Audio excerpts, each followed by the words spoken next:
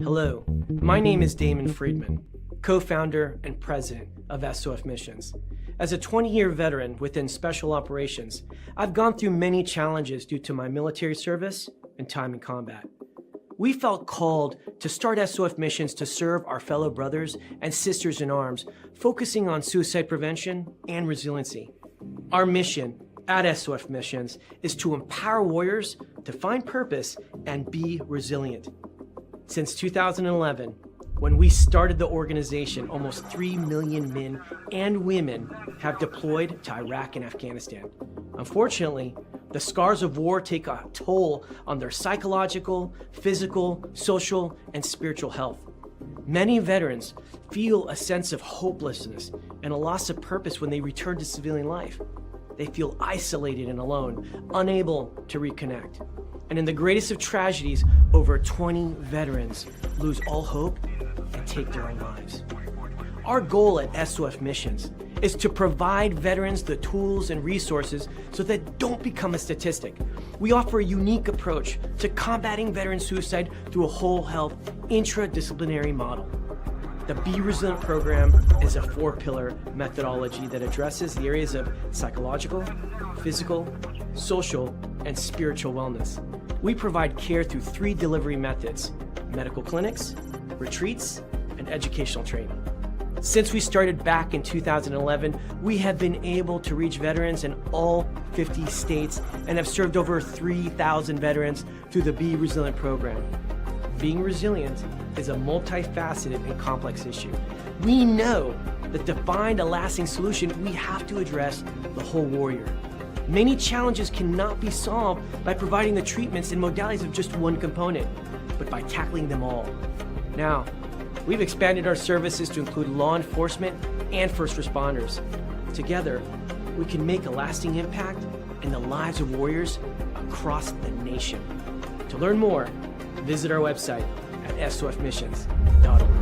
Proceed to your post assignment. All units proceed to your post assignment.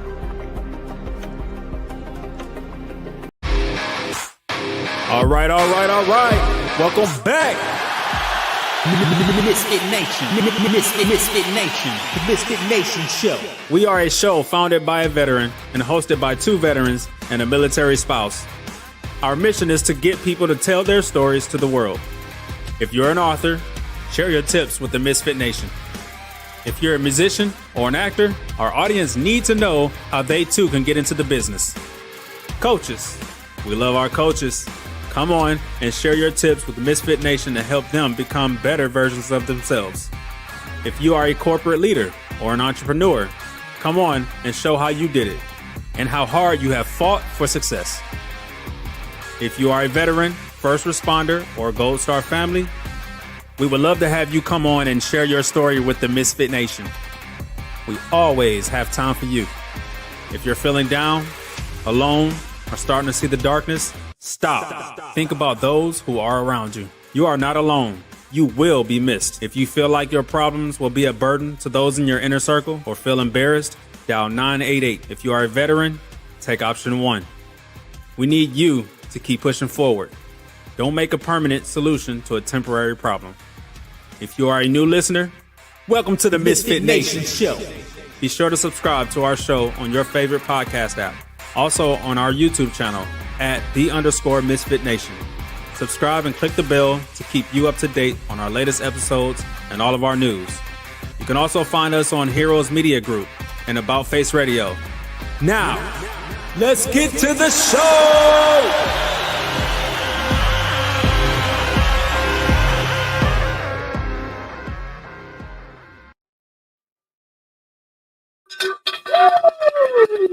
All right. Welcome back to the second show of our Veterans Week shows.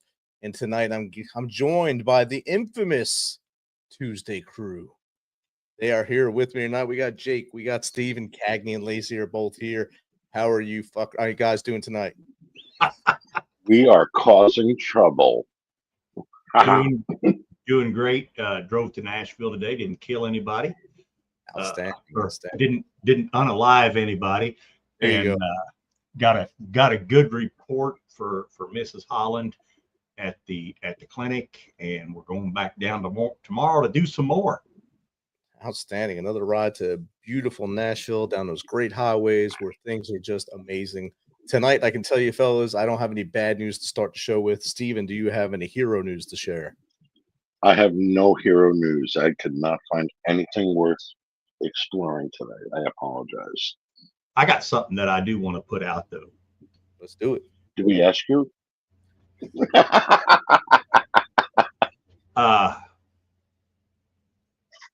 Rich, I was actually moved to tears when my quilt was presented to me.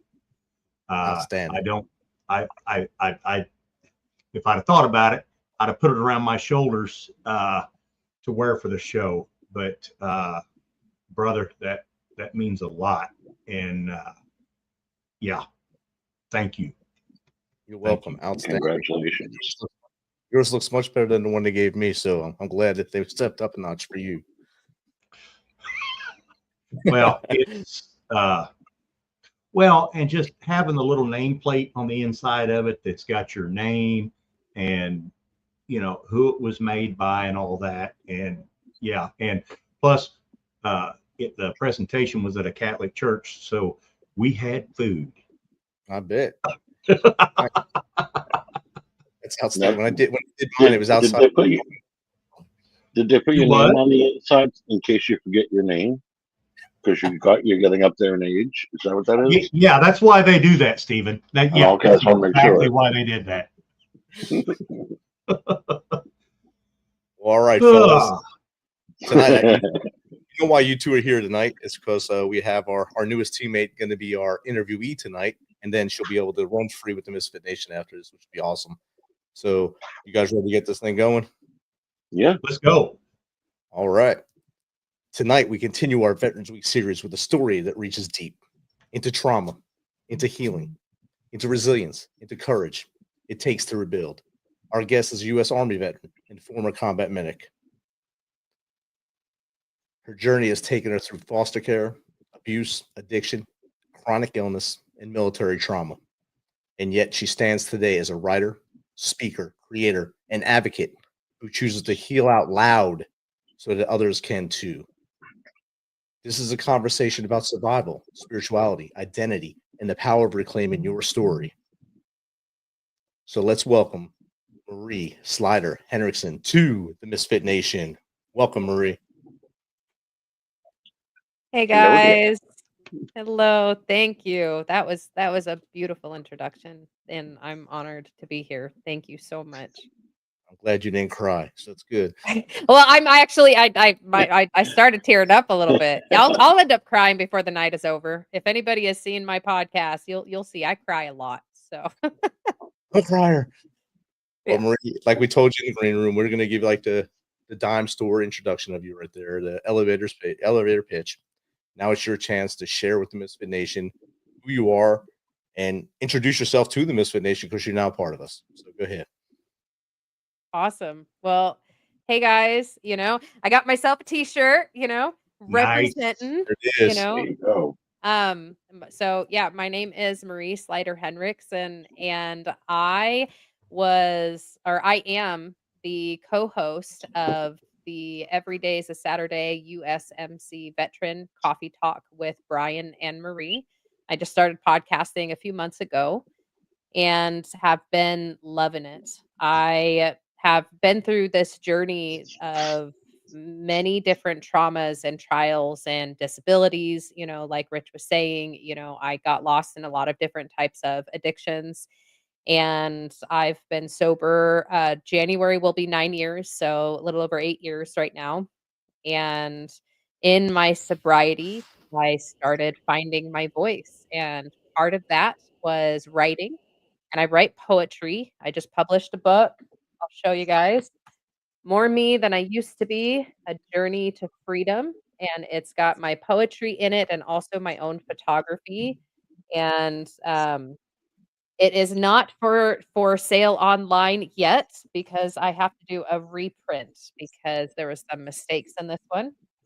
So as soon as that gets ready, I will be sending it out. If you're interested in the book, Or if you're interested in seeing my poetry, it's all free online. If you go to sliderbabe.com, SLIDERBABE. And I'm currently working on a new book as well. And I wanted to share you guys one of the poems that I have written for that new book. And it just basically gives an overview of me and my journey, especially with the military.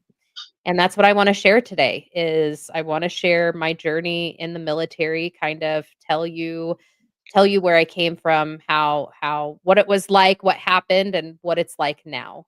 And so I'm just gonna share with you guys this poem, for now, and then we can move forward from there.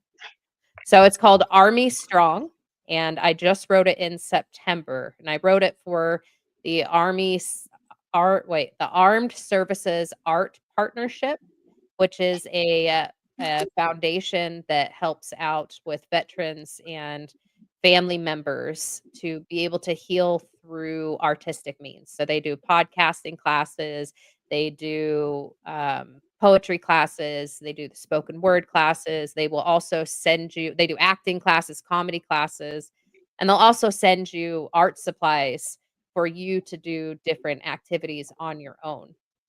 And I wrote this poem for them. And so I just wanted to go ahead and read it. So it's called Army Strong. I joined to be all I could be, though I didn't know what was required. I had no idea that most of my life I would end up feeling tired. In the army, it was because I was busy every day. When I got out, my PTSD kept the sleep away. You see, I came in seeking to find escape from my past. Instead, I found more reasons to build a stronger cast. Before I joined the army, I faced adoption, abuse, and rape, yet I never dealt with them. I was in rough shape. I pushed my emotions down, not talking to anyone. Then my army time was more traumatic than was fun. At first, it was personal: cheating husband, divorce, harassment. I also put myself in situations of embarrassment. I ran to the alcohol and people for distraction. I quickly realized it was not the right attraction. Then there was Iraq, where war can bring up drama. I got involved in a situation that caused another trauma. Then there were the bodies and blood I was to face. A little boy shot for being in the wrong place. The men who drove over a bridge and didn't make it home. Erin, who died walking to chow. Did she feel alone? Others shot or blown up, we put into our truck. We drove them to the helipad. Lots of blood to clean up. We were always in danger. The mortars came a lot. I even know someone who on base was almost shot. Another section of trauma I had to face out there was our unit corruption. It was found in every layer. I didn't feel safe. Many in my unit were shady. I even found out a friend had killed his own baby. When my body gave out and I was grounded to the fob, I felt pretty crappy since I couldn't do my job. So, when they discharged me due to my medical stuff, I lost the will to live and was feeling mentally rough. The addictions then got worse. I was stuck for many years. Most of my memories are covered in my tears. I know that there were good times, yet they didn't weigh as much. At least not until I received a spiritual touch. It took me getting sober to see both sides of things. I can see my service now from above as if with wings. Sometimes when I think of the experiences I had, I get lost in my emotions. I feel shame or mad or sad. The truth is that I know God watched me all along. I know what I experienced in the army made me strong. The physical muscles came and went within their time. The lessons I learned while I was in were new muscles that were mine. The military taught me how I can endure, suffer through hard things without walking out the door. I experienced fun times traveling a lot. I learned to talk to others and personalities to spot. Reading between the lines is an ability I learned. Many scars and bruises I also frightfully earned. They remind me that I really pushed myself beyond where I thought I could go. Boy, was I wrong. My limits were only perceived by a closed minded me. I got through my hardest days. I now can see that even though I wanted to give up pretty often, God gave me strength and my ego, He did soften. One of the best learned lessons was camaraderie. We can't face this world alone. We need community. I always thought I was army strong, though my definition has changed. I thought it meant fighting alone, yet my thoughts have rearranged. I've learned to gain hope through humility. Asking for help from others is true resiliency. You see, the thing about my army time that I never liked is that I always had a battle buddy by my side. I've tried to take this practice through my daily life, for when we lift each other, we can get through much more strife. When I tried to fight my battles in my head alone, I got lost in darkness and couldn't see the light that shone. It took reaching out to others to find a different way. I learned how to keep those demons at bay. I had to get help to process, not just push them down. I learned how to smile and not just frown. As I continue healing, I'll keep reaching out my hand so when the next person falls, I can lift them from the sand. One day soon, this long war of life will be done. For now, to be army strong, we must be an army of one. That Outstanding. was fantastic. That was Jake, stop crying. Marie, that was great.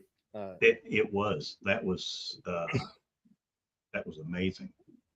And you hit every recruiting theme within that too. So be all you can be, Army Strong, Army of One. I think it was in there too. So it's all there. You hit them all. You're rolling them off. That was outstanding. Great poem, Jake. And go ahead. I don't know if you intended this or not, but you could probably take, I'm going to say, at least 95, if not 99% of veterans,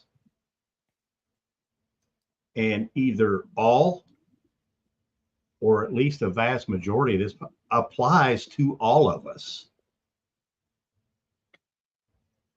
because we all go through the same, we don't have the same day-to-day stuff, but at the core of it, we go through the same thing, all of us. And wow, that's powerful. I loved it. Thank you. I can't wait for it to come out in print because, well, Rich will tell you, I'm probably going to go broke whenever we have, because every time we have an author on, I buy their book. Every time. Every single time. Yeah. And now that you're part of the MisFitNation, you have 3 other people to rely on when you need somebody. You're not alone. Yes. You have three more people to reach out to whenever. Well, and this is one of the reasons why I started, podcasting. Like when I got that call, the beginning of the year is like, so just kind of like backing up, but yeah, last year at 7 years sober, I was having a really hard time. I was in a veterans care facility because I had to get my hips replaced. I was dealing with really bad PTSD. I was lost in bulimia, binging and purging because I wasn't happy with my weight and was just in my food addiction, and there was just a lot of things going on. But I had this beautiful moment where I got married while I was in the care facility. And so through this hell, there was this beautiful thing that happened. But then when I moved in with him, I was stuck in a lot of these traumas, still in my head and in my heart. And so I ended up doing an intensive outpatient program last year for PTSD and food addiction. And once I processed through that, it was finally one of the last levels of layers that I needed to go through to feel more me than I used to be, like my book, right? Because I've gone through all of these different layers. In my sobriety, I've been to the psych unit twice. I've been through multiple different types of therapies, and this was kind of like the last layer I needed to go to kind of feel like me again because I was frozen for a long time. And there's another poem that I wrote that's called Frozen, and I just felt frozen.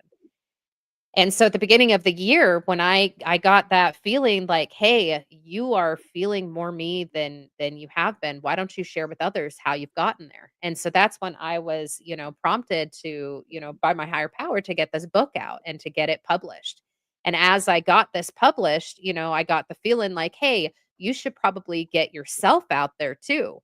And that's what got me starting to look into podcasting, where I met Brian over at Every Day's a Saturday you know and as I started sharing my story with him, he started sharing his story, and I realized, you know in recovery, I've met people inside of the military and out, and I can relate with my story with them. But as I started talking to him and really getting involved into the veteran community, and I've kind of always been in it, but on this new realm, right?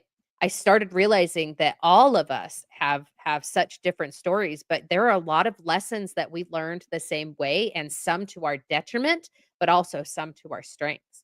And that's one of the reasons why I continued on with the podcasting and why I've continued sharing my story, because I recognize that we are all going through this shit together, and there's so many layers where we connect on.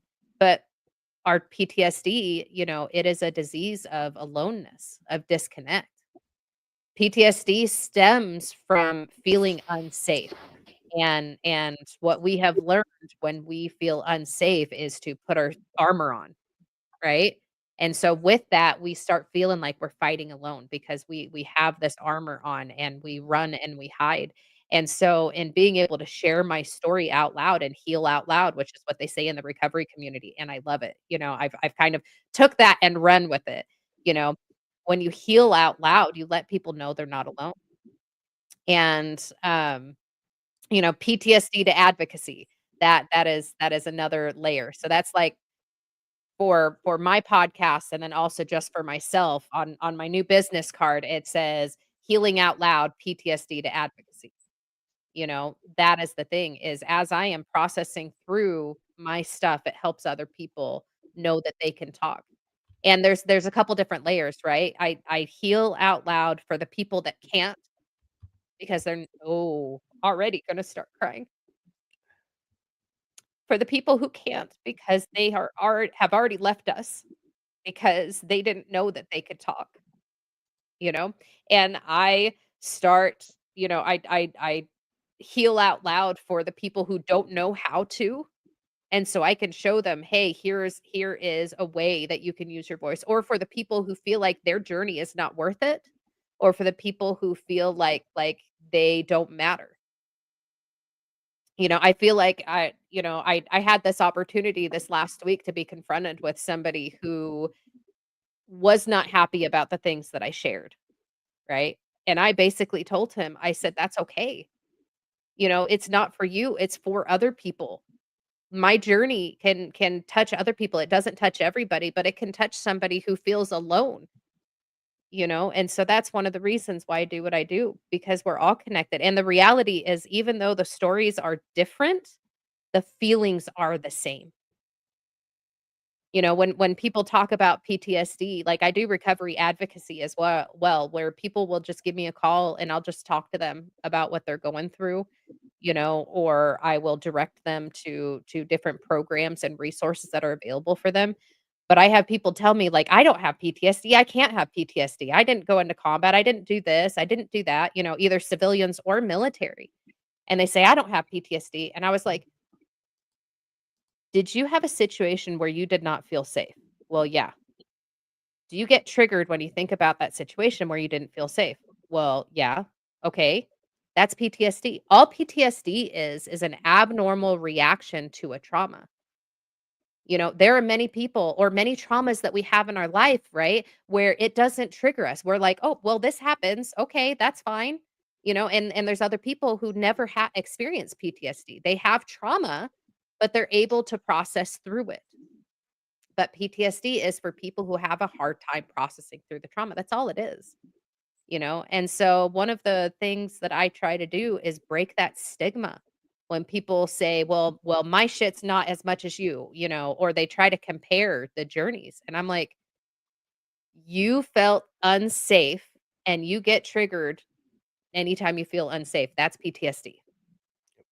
So anyways, that's just my thoughts on that. That's every time one of us goes into a restaurant and doesn't want to sit with our back to the door. Our back has to be to the wall, no matter what. Our back has to be to the wall. If you go to a theater, the first thing I know me and Jake do, Steve probably does too, and I know you do, Marie. You walk into a theater, first thing we do is look for the exits and see how many rows we got to pass before we get out. Mm-hmm. So there's all signs and symptoms of what we all have, what's all in our little stupid backpack that we carry around with us that no one can see, but it's there. It's on our back at all times. And now, like you said, you're healing out loud so people can see that we all are messed up. We all are not okay. Like I know your favorite, I mentioned this on your show, Jelly Roll, and you like them. We are not okay, but we're all going to be all right.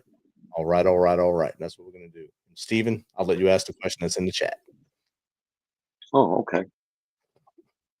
Melody391 out wants to know, Marie, when you look back at your journey, what was the moment you realized healing had started? Thank you, Melody. So thank you, Melody. Yeah, there is so many layers to that because there were so many moments where I was like, something's not right, but I had no idea what that meant or what that looked like. I'll say some of the big ones was when I was getting out of the military.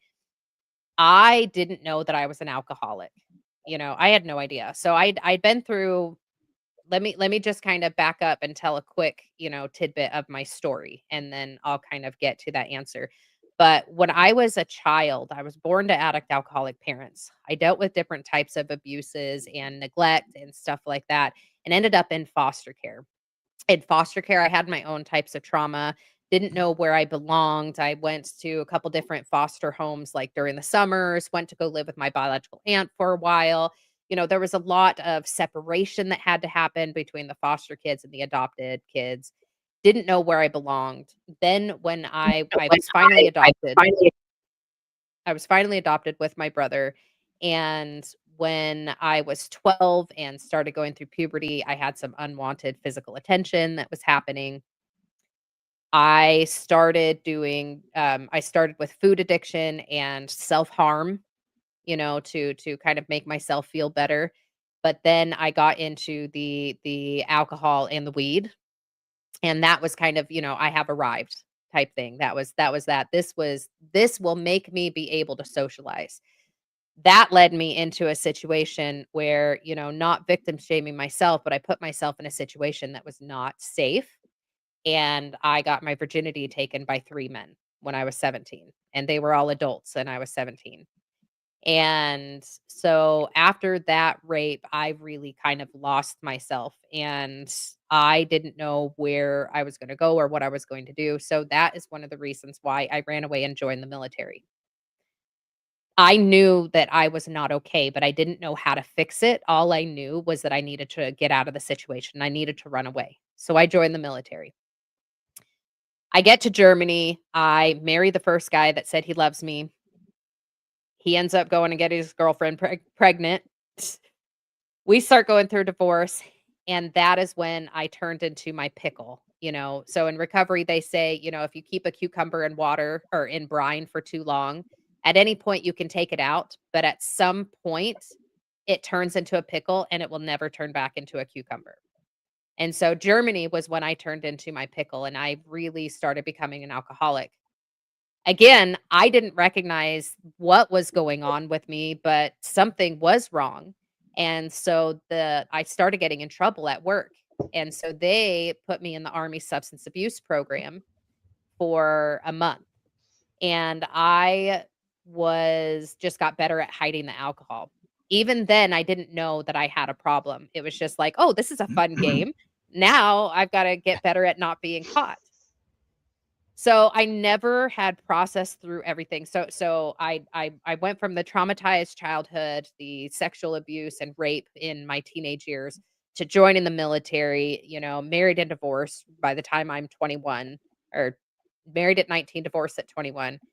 And then I get sent over to Washington State, and they're like, "Hey, get ready to deploy." Oh. So you take this traumatized alcoholic and you throw her in Iraq as a medic, getting mortared all the time, dealing with dead bodies, there was so much unit corruption. And I won't go into all the details on here. If you're interested, go take a look at my podcast, Every Day's a Saturday, USMC Veteran, Coffee Talk. And it goes into more details. But there was a lot of trauma, to the point where one of my battle buddies got arrested when we got back because he had killed his baby when he was younger sexually. We had our command sergeant major that got kicked out of the military because he faked a sapper tab, and it took them sending him to Iraq with us to finally realize that, hey, this is stolen valor. We had, everybody sleeping around. I participated in that. I was a part of the corruption, right? I will say this, there was a drunken incident where we were hungover and some guy got hurt, and instead of doing what I was supposed to, we came up with this whole huge lie. I didn't clean out his wound good enough. He got infected and got medically discharged, and then I was getting investigated. So there was all of this stuff going on, and I still had no idea that I had a problem. I just knew, like, this is just how I'm coping. Like, I was dissociating from the active trauma because I had so much trauma in my past that I didn't know how to react. And so I was using addictions, getting drunk over there, and all of the promiscuity and stuff like that. And I was just lost, and I didn't know that I was lost. There's another poem that I wrote that talks about the people I kept close were lost just like me. You know, that's just that was just what I knew. So then I ended up, after 8 months in Iraq, I get sent home on leave, and my hips gave out after all of the missions that I was going on, because I was the field medic and I would go out on missions and I had all this gear on. I was, and then we did the running on all the rocks and on the vehicles. We were in the RG-33s and the MRAPs bouncing around with all of this gear, and it killed my hips. And I went home on leave. I could not get out of bed and had to go to the hospital. I ended up coming back to Iraq. They grounded me to the fob, said I had bursitis and tendonitis, and that was the beginning of the end for my military career. And the last 4 months I was over there, I was just the ambulance driver, basically, and cleanup crew. And when we got home, I was on a dead man's profile. They had me physical therapy, but they're like, "Hey, we're medically discharging you." I lost all my worth at that point. Like, I had everything that I had been through when I was younger. I was like, I'm going to get some muscles and I'm going to do something that matters. And I joined the military and I'm doing stuff that matters, but I'm also acting stupid and then tearing up my body. Come to find out, I actually have a genetic condition called Hypermobile Ehlers-Danlos Syndrome, and I'll talk more about that in a little while. But my body is just tearing apart, and then I'm a bloomin' alcoholic. I'm feeling like crap, but I know something is not right in my mind, but I didn't know what it was. So when we got back from Iraq, for a year, I decided to put the drink down. Like, a normal person doesn't do that just to see if they can, but that's what I did. I was like, "Hey, I wonder if I could go I could spend some time without drinking." You know? But because I didn't have the alcohol, I was miserable, and yet again, I did not know that I was miserable. I was literally in this cloud. I was blind, and so I no longer had that, I no longer had to work out. I had a lot more free time. I started working at brigade, and I was the brigade surgeon cell back then. And so I helped with medical readiness, getting my guys deployed for the second time to go to Afghanistan. And so I have not processed through any of my military trauma, my childhood trauma, my element, or, everything else. And I am miserable because I'm not drinking. And I decided to pick up the drink again. And it was like I never stopped. And my alcoholism just shot through the roof again. Now I am feeling a shit ton of survivor's guilt because we lost some good people over there. And I felt like shit because on my off time I was acting so stupid. And so why did these people die and I came back? And there's a lot of survivor's guilt. And then, for my body falling apart, it's like, well, now all of my guys are getting deployed again and I can't go with them. And so there was a ton of that stuff, and I just kept digging myself in this grave. When I got out of the military, I finally had gotten discharged. So I was in for almost 6 years. When I got out of the military and I came into the civilian world, they gave me 30 grand for my medical discharge, and it was gone within 2 months. And I started realizing yet again, something is not right. A normal person doesn't blow through 30 grand. A normal person doesn't, like this is not right. So yet again, I was like, I need to do something with my life. And so I started going to school.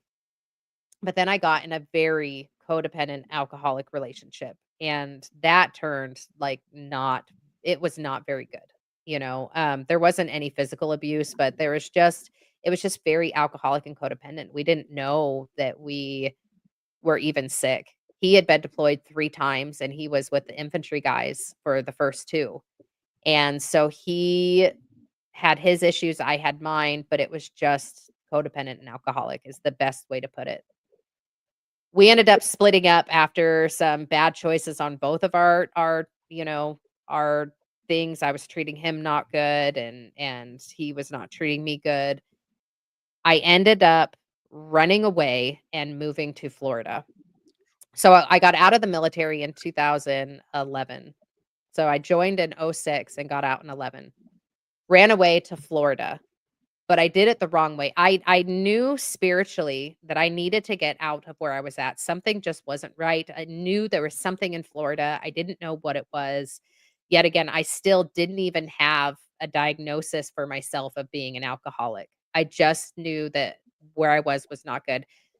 But instead of doing it the right way, I did it the wrong way. I took financial aid, dropped out of school, and ran away. And so my plan was to go to school, but I had taken financial aid, so they were keeping my transcripts hostage. And so I just started working in a brewery and just started partying. And acting crazy all the time. And I was like 28, 29 at this point, and I was getting 18 and 19-year-old college kids drunk all the time. And just was not in my right state of mind. It took me going to see my sister and my sister kind of helping me see that some of my perspectives of my childhood and my family life, that those perspectives were wrong. It took me seeing, having a friend who worked in the psych unit where she told me, hey, you're bordering on alcoholism. And I was like, no, I am an alcoholic, making the joke. But then I started realizing, oh shit, I really do have a problem. Because by this point I'm drinking every day. I had moved into my own apartment. I've got alcohol in the house all the time. I'm going to the bars every night. I'm double fisting at last call and then running to the gas station before it closes so I could get more. I'm waking up in the morning. I'm going to get some mimosas. I'm working at a brew house. Like all of my social activities are alcohol and weed, and pain pills. And that was the thing too, with all this whole time after I got out of the deployment, it was, I had all this physical pain going on in my body, not knowing what it was. Doctors aren't really doing anything. They're just throwing pain meds, but I'm also not being honest about my alcoholism. So it finally hit me that I might have a problem, but I didn't know to the extent or what that meant. And so what ended up happening was I ended up almost getting in a really bad car accident with a good friend of mine while I was drunk and he was drunk. And I'm swerving and I almost hit the guardrail. I had to overcorrect and literally I felt God. It's the only explanation. I literally felt God grab the wheel and straighten it as someone went zooming by. We were going 70 miles an hour. This car was probably going 100, and like I literally felt it yank as this car went by. And in that moment, God said, "You're going to kill someone you care about." And that's when I was like, "Oh shit, maybe I do really have a problem." Because before it was like maybe, maybe, maybe, but this is like a definite, like, yeah, you are screwed up right now. And so that was the beginning of the end. That was my last drunk. And that was January 16th of 2017. And I haven't picked up a drink since January 17th of 2017. Nice. Yeah. Outstanding. Very good. Very So good. that was kind of so sorry. That was long-winded to say. It took a lot of different situations and people in my life to kind of help me see that my perspectives were wrong. And then in my sobriety, you know, um, there was multiple different triggers that have happened, and ended up going into the psych unit twice, because I wasn't okay in my sobriety, and then lots of different doctor's appointments. There's been a ton in my sobriety, but that is how I knew that I needed the help. Okay. And so I can go into my sobriety journey, but I didn't know if anybody else had any other questions before I do that. Well, we have another question. Yes, Okay. we do. At Can You Be Me Too wants to know, how do you navigate sharing deeply personal trauma while still protecting your peace? Nice question. That is one that I Very good question. struggle with. Yes. Thank you for asking that question. That is one that I still struggle with a lot. Um, so I started sharing my journey in recovery rooms. And that was the only place that I did because I knew that I was in a safe situation because there's people here that understand me. And so when I would share my story and I would get super uncomfortable and not good, I was in a meeting with other people that could put their arms around me and tell me I'm okay, you know. And then I started doing dialectic behavioral therapy. If you've never heard of that, it is phenomenal. It really helps you with interpersonal skills with other people and also within yourself. And it helps you to so the way that I explain is I used to be defined by my trauma, and that was all I talked about was the trauma and the pain, and that's why I got so lost in the addictions because that was all I saw was my life was defined by trauma. I am a victim. I am horrible. I am dirty. I am a piece of shit. So I am just miserable. One day I hope that trauma won't be in my definition. But where I'm at now is that I define myself by healing from my trauma. And so my story hasn't changed, but in doing these different types of therapy and my recovery work, 12-step work, and doing that kind of stuff, I learned how to be a different storyteller. And so story hasn't changed, but my perspectives have. I've been able to see things from other people's perspective and from a higher perspective and from my higher powers perspective, and I'm able to see myself with compassion and with love.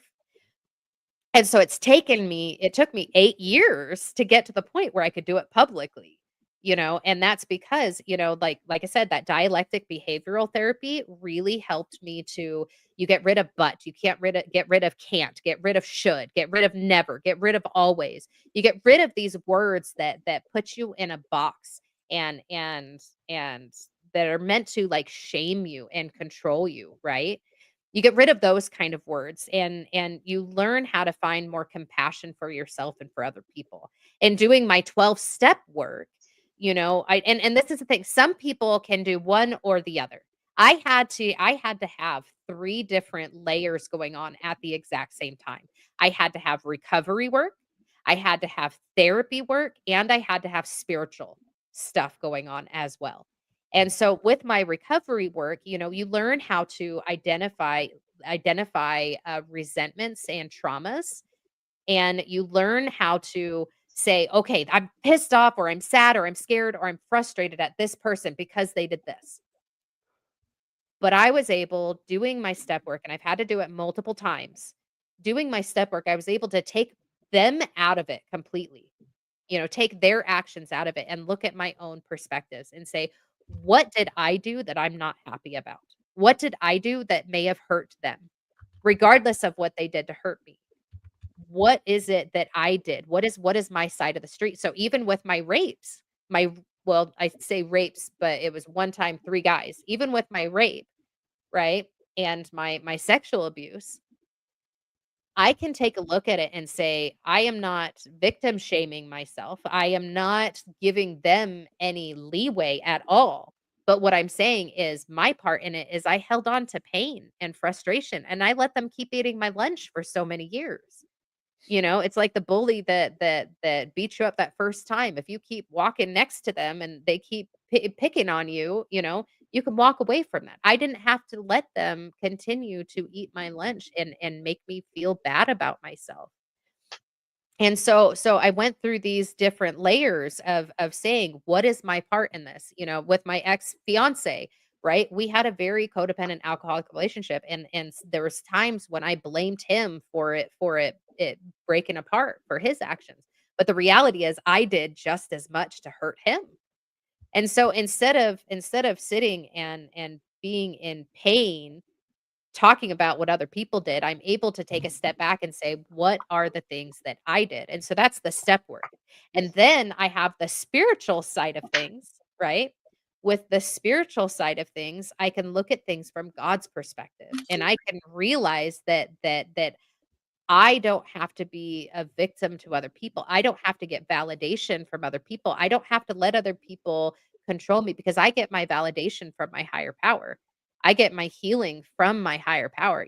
I'm a member of the Church of Jesus Christ of Latter-day Saints, or Mormon, as some people call us, and I believe in Christ, and I believe in the healing power of the atonement to help me become a new creature. And so I had that kind of healing going on, and then in my therapy, another layer, I've been to the psych unit twice, and in the psych unit, I learned new things. And then I did cognitive processing therapy. And in that cognitive processing therapy, it taught me how to identify the lies and the stuck points that I tell myself because of my past traumas. So, a long answer to that simple but complicated question, you know, is the way that I find peace in sharing my story is because I have gone through so many different layers to be able to stop resenting other people and stop living in shame and guilt. I mean, that's a good answer, and I don't think it matters how long the answer is. Personally, me and Jake started this same journey as you in sobriety, but ours is our years of drinking were longer than you're alive. So mine was 40 years of drinking. Jake's was probably 49, 57 years of drinking. He's from the backwoods. Wait a second. Wait. You said 40? Yeah, Wow. that's a round Okay. number. 10 No. or 12 Okay. we started, but Yeah, I- 8 or 10, maybe. Yeah, I've got a question for you, Marie. Yes. Going back to your time in Iraq, what unit was you with? And where were you at? So when I was in Iraq, I worked with the 3rd Brigade, 2nd Stryker Brigade out of Mhm. Washington State. Excuse me. I was in Charlie Company 296, and that was the Brigade Support Battalion. Okay, And well, reason I ask, I was in 4th Brigade 2ID. okay, awesome. That's who I was attached to. Was attached to their engineer company. And I was attached to the field artillery guys, the 137 in 3-2 for the 4 months that I was doing the field extra, or I was out in the field every day for almost 4 months. Yeah. Yeah. Yeah. Our field artillery battalion in 4th Brigade was doing the same thing, just out roaming Now, the Jake, was roads. this during the Korean War or? Hey, Steven, you know that picture of that coffee cup that Rich sent us? Uh-huh. Yeah. There you go. I'm sorry. Yeah, so I was deployed from 09 to 10. That was my deployment. Okay. We got with them, I think we did it with the surge, and I think I was there from 07 to whenever I left. It was probably sometime in 09, because we were Okay. there for the full 15 months. So But, we must have basically took over for you. Where were you at? Taji and Warhorse. I was Warhorse. Yeah, so we must have taken over for you. We got there in August of 09. Well, yeah, you must have, because that's when we left. Yep. Yep, we had to do transitions with some of you guys that were there. So that's funny. Yeah. Yeah. Yep, I lived right there at the aid station Cool deal. Yeah. for most of the time. I kind of liked Warhorse. It was a little dangerous going outside, but Yes. it Oh, was. yeah. There was a situation. Well, before I go into this hard situation, let me say Bob Warhorse, one of the best DFACs in the world. Just gonna say that. They were phenomenal. And that made things better because we were getting mortared almost every day. You Hey, know, Stir Fry yeah. Tuesday. Yes. Yes. Oh, awesome. But so I just want to throw there's something out there real quick. We've yes. interviewed a lot of people, and this has come up multiple times where you were like across the street in a coffee shop at the same time that these people were in country. It's amazing hearing these stories where, oh my God, I was standing right there. You must have been turned the other way. I didn't see you. You were in the Yeah. same spot. Rich has Oh done yeah. it. Jake's done it a few times talking to people. I'm like, what the hell is going on here? Small Yep. world, small Oh army. yeah. Yeah. Oh, I love it. But when you're in Um, country, it's like, oh my God, you were standing like right across the street. I was over here when I was doing this. I'm like, yeah. Yep. Well, it's not a But real big country. no. but still, Yeah. But yeah, I'll tell you, you know the town that was right outside? Yeah, Bakuba. Yeah. So there was at one point that I was getting ready to go off base with my field artillery guys, and we got stopped at the gate, and we're like, what's going on? And all of a sudden, boom, boom, boom, they got hit 3 times. Mhm. So the Hajis blew up the intersection in the middle of town. They blew up the police station, and that was in an effort to distract. They had stolen an ambulance and went to the hospital, and a suicide bomber ran into the hospital. We got a mass cow. We got a mass cow. Went running in. They were going after a doctor that was in there, and they blew up the hospital. Wow. Yeah. Luckily, that specific doctor, I guess, was on the 2nd floor and he didn't die. But how many other people died that day? Like Wow. I don't know. But it was the most intense thing. And like we saw the explosions. Like we were looking out. We heard the one and we looked out the window of our trucks because we're stuck in our trucks, and we see the other 2. And it was ridiculous. And I mean, it's not that far. Like I talk about my deployment, and we didn't get mortared on base as often. They would hit just the outside or right just inside the gate, but we were getting mortared all the time. And there was even stray 50 cal bullets that came in a few times. Yeah. And so when I was there, we were getting 107 rockets in the living area. yeah. And yeah. Yeah. We had a few people that came in after getting hit, and so it was rough. Some of the other things that I dealt with over there, I talk more in detail in some of my other podcasts, but there was a couple guys that were told to go over a bridge, and this is part of that unit corruption. They were told to turn around on a bridge, Oh, and in the striker, yep, and went over. And I'm so grateful. I'm so grateful. So one of the hosts over at the home front sit rep, Gunny, he actually jumps with the team fast track. And after my interview last week, he set up honor jumps for the two guys. And then also another friend of mine who got killed on her way to Chow on one of the other fobs. And I was so grateful for those jumps and just beautiful.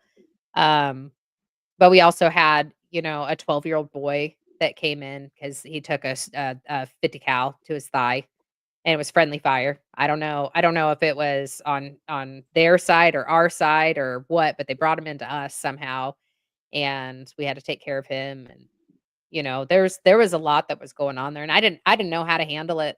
I didn't know all the cleaning up all the blood, cleaning up the remains, and just the people getting hurt, getting mortared. I didn't know how to handle it, and I handled it not in a very good way, and I can't imagine being a medic because, and you say this about firefighters, police officers, whatever, but especially medics. You see people on the worst day of their life, generally. And yeah, that has to be my nephew's wife is a flight medic, and I don't know how she does it. A lot of compartmentalization. And yeah, I'm sure. No books that teach you how to react to all these things, and having to see a young kid with a 50 cal. A 50 cal in an adult is huge. Is a huge wound. Yeah. In a small child through his leg, I'm surprised the leg was still on. And 50 cal is unforgiving. So that's not something that a textbook can show you, or even the Recessa Annies can show you the mannequins that they have you train on, or even the goat if you trained on a goat. But I was just gonna say, like I did, yeah. I did training on the goat before we got deployed, and I'm so grateful I did, because that was live tissue that I could see how it handled, which prepared me for Iraq. But yeah, it doesn't actually prepare you for what you actually see over there. right. No. Or that little kid screaming when you're trying to move him, or if he has anything left of him when he has, that's a 50 cal. I just can't And the imagine. dad Yeah, the dad probably freaking out. Dad was screaming the whole time. Yeah, it was miserable. Oh, hey, Rich, I'm looking at the chat feed. Are you going to get Marie a MisFitNation email address? I probably can. Yes, I have that capability. Okay. All right. Okay. Well, that way when I make my pitch, I can add her on there. There you go. And I think it's about time for you to make that pitch there, Jake. Okay, I will make that pitch. Veterans, this is Veterans Week, and I know a lot of you will probably be thinking about your service a little extra. Let me tell you what, if you get down, you start seeing that darkness, and you don't think that you want to be here tomorrow, pick up the phone, dial 988, pop option 1. Talk to somebody. They are there. They will get you the resources that you need to get out of that hole, however that is. If you don't want to talk to them, hit us up at steven@themisfitnation.com, info@themisfitnation.com, jake@themisfitnation.com, and soon to be Marie@themisfitnation.com. Drop your phone number in there. We'll call you. We'll talk to you. Sometimes all you need is an ear, and tomorrow is too beautiful of a day for you not to be here. Thank you. Amen. Amen. Amen. We Yes, blazed through an hour here, and Steven hasn't even said any jokes about NASCAR. So it's a rough NASCAR's time. over, baby. NASCAR's over. Let's tell We're New on York hiatus Giants. right now. Let's tell New York Giants jokes. Oh, How long- talk about winning the game at the last few minutes, and then Losing it. yeah, it's How something long- they've become very good at. I'm sorry. Go ahead, Marie. No. I was just gonna say, Go how on. long do you guys normally do the podcast? Because I could talk for hours if you want me to. We I usually always go have stuff to talk about. we usually go an hour, so those two are old guys, and they fall asleep right after. So Okay. Yeah, Let's go. I will gladly be on whenever you want if you want me to share more of my story because there's so much more. I kind of just blazed over everything, yes. and or having me as a guest host. Like I would love to help out, and I'm so grateful that you guys gave me this opportunity to kind of share a little bit of my journey. It's Well, awesome to have you here, one and thing that this can do, and I was just thinking about it because I am by no means a social media wizard. I know you find that hard to believe, right? But if you co-host Sorry. here and bring some of your followers, it's only going to grow you and grow us. And we can, and you can have some of our followers come to your podcast, and just it's going to grow both of us. So I think that's one cool thing about it. And I personally would like to see Rich be the next Joe Rogan, but I'd love that too. And it would trickle down to all of you because that's a lot of money for me to just hang around with. So it would go all to all of you, and I just sit back, relax in the big comfy chair, and talk to people. hey, yeah. And you just turn to me every now and then and say, Jake, what do you think? And that's all you got to do. And if you're not buffering, you'll give an answer. That'd be pretty good. Would you guys be okay if I leave you with one more poem? I was just going to ask you if you had one. Yeah. Oh, I've got Have at it. plenty of them. You only have a whole book right there of them, so just I only have a whole book and a whole nother book that's almost done. I'm just trying to And decide which one. And she's doing this with no glasses on, remember? So Yeah, I know. I actually should be reading. She's got a big magnifying use my glass. reading glasses. Yeah. Okay, so I'm gonna read you one that is called Insane Sanity. nice. So I think this will be a good one to end with you guys. But okay. Insane sanity. This insane sanity that has taken over my mind is something I wish everyone could find. It's the idea that in life I can actually be free from doubt, shame, fear, and misery. For years, I created many false stories written in my own mind's laboratories. Somehow I knew love couldn't be mine, and pushing everyone away was totally fine. I told myself I would forever be victim, burden, slave for eternity. I told myself there was no way out, adhering to negativity and doubt. I always had hope one day things would change, yet I continued firing down that same lonely range. I now know that was the true insanity, continuing on that path of righteous vanity. My ego said I was better than everyone because I was the only person who wanted to run. When I finally let go and let someone else drive, my vessel stopped taking so many nosedives. This is the thought that has taken over my life and cut through all the lies like a burning knife. The secret to escape from where I was caged was learning my movements were on myself gauged. It took me a while to figure this out, and I'm constantly learning to fight the bout.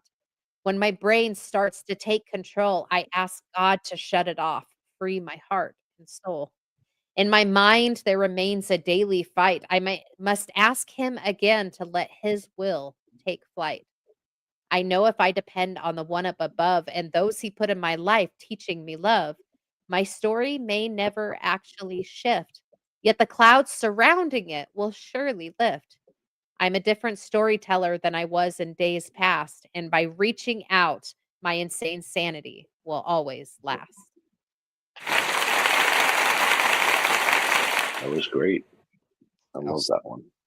Steven, closing thoughts. No closing thoughts. I just want everybody to be healthy, and I want everybody to reach out if you need help. remember there's always somebody there. Jake? I have none. Glad to be here. Sadly, I will see you all Thursday instead of tomorrow because I will probably still be tied up in Nashville. And Marie, welcome to the club. There you go. Thank Marie, you for being here. Marie, you're not off the hook yet, believe me. So we have one last question for you. This one, Okay. This is the softball question. Some people feel like it's the hot seat question. But what's 3 things the Misfit Nation can start doing tomorrow to be better people? What is 3 things the Misfit Nation can start being better people? Okay, so the 3 things. First one, stop trying to do shit on your own. Stop. We can't do this stuff on our own. We just can't. In recovery, it talks about, a broken thinker can't fix a broken thinker. If you're going around and round and round, you're just going to drown. So stop thinking that you can do it by yourself. Reach out for help. The next one is stop beating yourself up for the mistakes that you made. Like shit. We don't beat babies down when they fall. Why are we beating ourselves down? Remember that inside of you is a little boy or a little girl. There's a poem on my website. So if you go to sliderbabe.com or sliderbabe.weebly.com, you can find a poem that's called Inner Children Need Mothers Too. We have to start treating ourselves like little children. We have to realize that we can't beat ourselves up for the mistakes of our past. And the third thing that I will say is stop beating yourself up for your limitations today. Because the reality is we can only do as much as we can do. We can only take one step at a time, one bite at a time. You can't cook and feed anybody else if you're outside. You have to be in the kitchen, in the moment, doing what you can, and you can only utilize the ingredients you have. If you need new tools, reach out to somebody else. If you need more ingredients, go get some more tools. Go get some more help from other people. But don't beat yourself up for where you're at. We can only move forward with what we have today. So, yeah. So don't do the shit on your own. Don't beat yourself up for your past and be patient with yourself today. Those are the 3 things that I will say. Outstanding. And of course, you can share those every time you come on. When you tell me what days you want to guest host, your seat's here or there. It's right there. You can guest host whenever you want, or you can jump on with those 2 as well on Tuesdays and hang out with them. Misfit Nation, tomorrow night's show will be at 5 p.m. Central Standard Time so that our guests can post the colors for a Veterans Day event right after the show. So remember, it's earlier tomorrow. You guys are having Tammy Flake tomorrow, right? Yes, we are. She is a friend of mine. She is here in Utah with me. I met her at a veteran entrepreneur, business entrepreneur event. She is fantastic. We had her on our show, and she has such an amazing story to tell. So please, please, please go check it out and give her some love. She is phenomenal. I love her. Hi, Tammy. I love you. Outstanding. Thank you. You're already on it. Jake, Steven, thanks for jumping on tonight. Jake, tell Mickey we're praying for her tomorrow as she goes through yet another round of wonderfulness down in Nashville. Yes. I will see you tomorrow at 5 p.m. Marie, you let me know when you want to come back on and sit in the other seat. Yes, sir. Thank you, guys. Good night, Misfit Nation. Good night, everyone. Thanks for checking us out and being a part of the Misfit Nation show. Don't forget to visit our website at themisfitnation.com. That's themisfitnation.com. Check out all our past episodes and get some of the great Misfit Nation gear for you and your family. As always, be humble, stay hungry, and keep hustling because we are Misfit Nation. Misfit Nation.